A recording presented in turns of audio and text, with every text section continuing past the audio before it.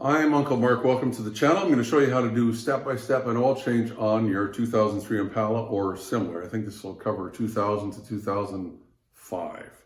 This one's got the 3.4 in it. It'll be similar, I believe, or 3400, pardon me. It should be very similar with the little bigger engine too.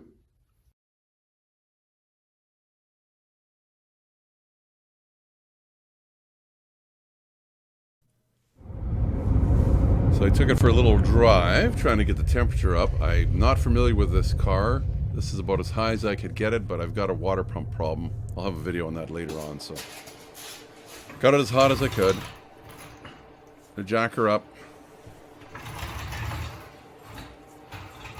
It's pretty tight underneath, so I'm trying to make as much room as I can. I'm using floor jack, and this is where I was jacking up on. Could jack just to the left there if you wanted, but this is where I'd stuck the jack here. I probably should have went on that mount just to the left, but somewhere where it's nice and strong. It's a subframe. Of course, I'll stick some jack stands under here after.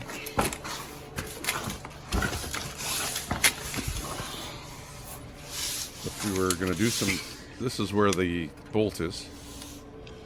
You could always stick a jack stand under that piece if you want, nice and strong, or on the other side.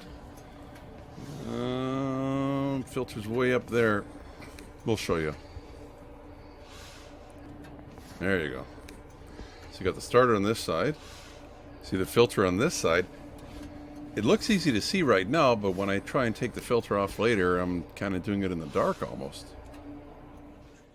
From the top, you can't really reach it.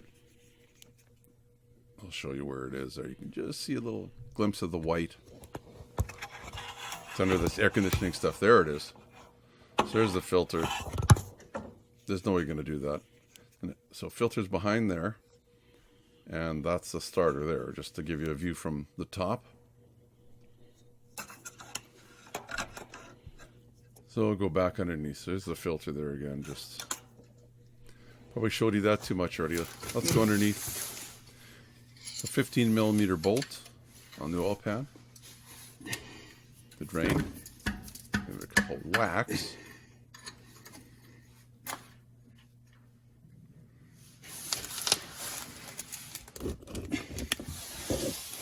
I'll show you from this side.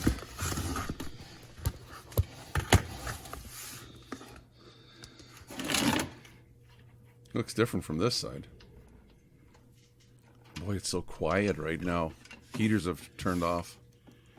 I'm gonna let it drain for a bit. In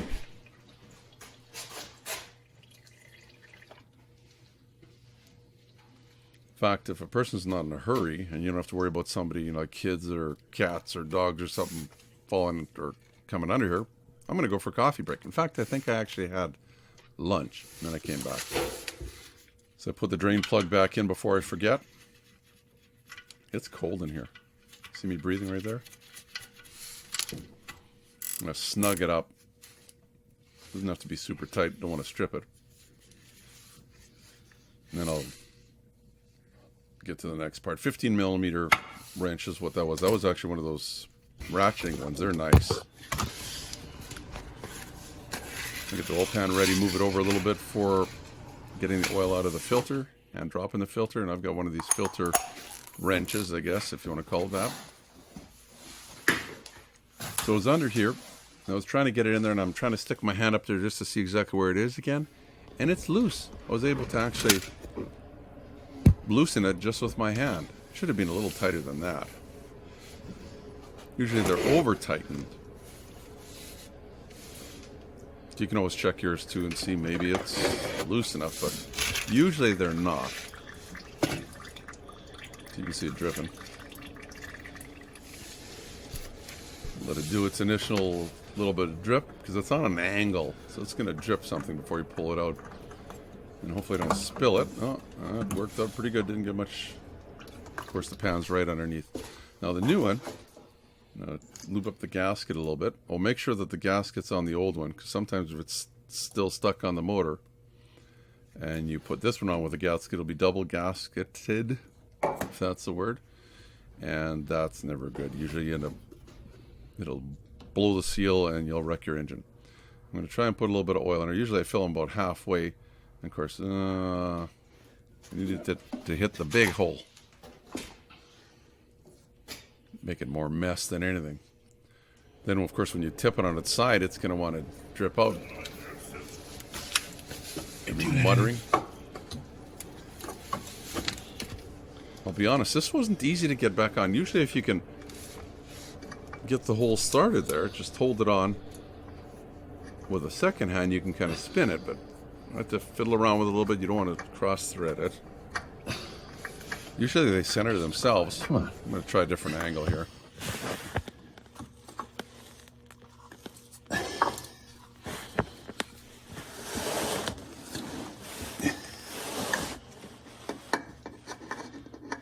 This time it worked.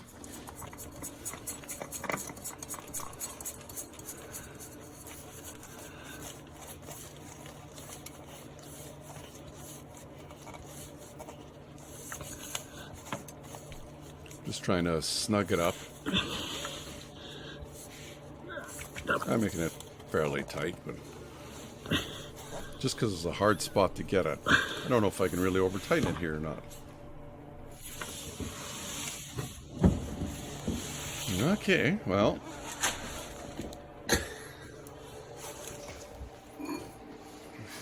Just gotta pull everything out now. So I'm done under here. Everything's tight. We've got the drain plug back in. That was the first thing I did, if you remember. I didn't want to forget. My jack out of the way. So this is a safety tip here, having the dipstick sticking out a little bit. Should have had that from the start. Once you drain the oil, it's like, okay, you know there's no oil in it. This is kind of a little flag saying, hey, put oil in me before you start me. This kind of got some goo on the top there. I don't know if that's what that's from. Blow by. Maybe because it's really cold here and it hasn't been run much or like heated up. Especially now with some of the pandemic stuff too. A lot of people haven't been driving very far, and I think oil has been way past, normally when you're driving lots, oil got to heat up nice. Now it gets a lot of moisture in it because it's, you're not going anywhere.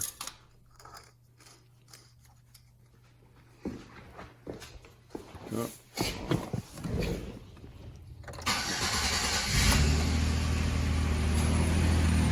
Run nice and quiet, no oil light warning on or anything, so good.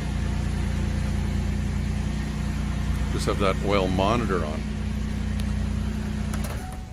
I'll put a link up at the end of the video when I do my concluding comments as to how you can shut that light off.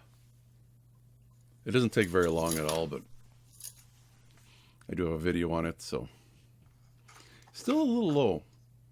It was supposed to take, we're in Canada, so it's in liters. It says it's supposed to take 4.5 liters. Well, this is a 5-liter jug, so I don't know if that was 4.5 liters plus what's in the filter. But anyway, it looks like it's going to take the whole 5 liters. So I'm just going to sit this on top of here and try and get it to balance for a few minutes while I go and do a little more cleanup. This car uses a little bit of oil. Actually, I'm going to write down what size the drain plug was and that it took 5 liters of oil, so that next time if I end up doing it again, I will know those two things without having to look them up or fiddle around.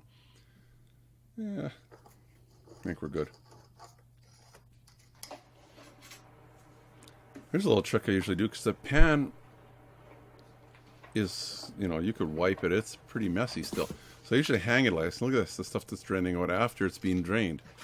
I usually let it hang like that for a day or a couple days. I'll come back to it and then wipe it out, and it'll really be dry, and I won't get a rag full of oil. Won't be going through 4 or 5. This had an oil change sticker from the last time somebody did the oil change, so I'm just going to change the numbers a little bit. I'm going to do roughly 6,000 kilometers. Last thing to do for oil change video, just make sure that there's enough oil in the engine. Don't overfill it. And maybe check periodically. You want to make sure there's no leaks. And make sure to mark it down. Do it fairly regularly. Oil and filter. Until next time, Uncle Mark saying bye-bye. Don't forget to subscribe if you haven't. You can give me the thumbs up. You know the drill. And I'll put a link right up here. There you go. Just above that. To more videos on this car. Bye-bye. Please subscribe. You'll get all the notifications. It's easy. The little dog will show you how. Ring the bell. Ring the bell.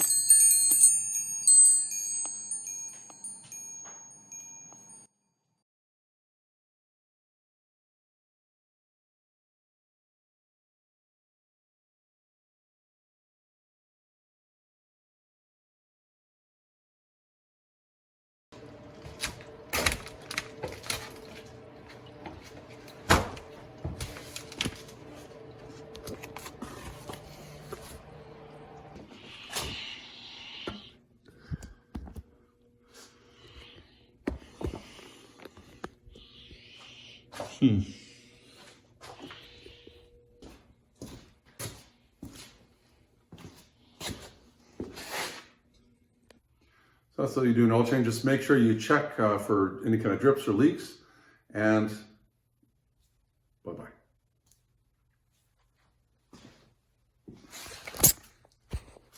Just make sure that, your oil is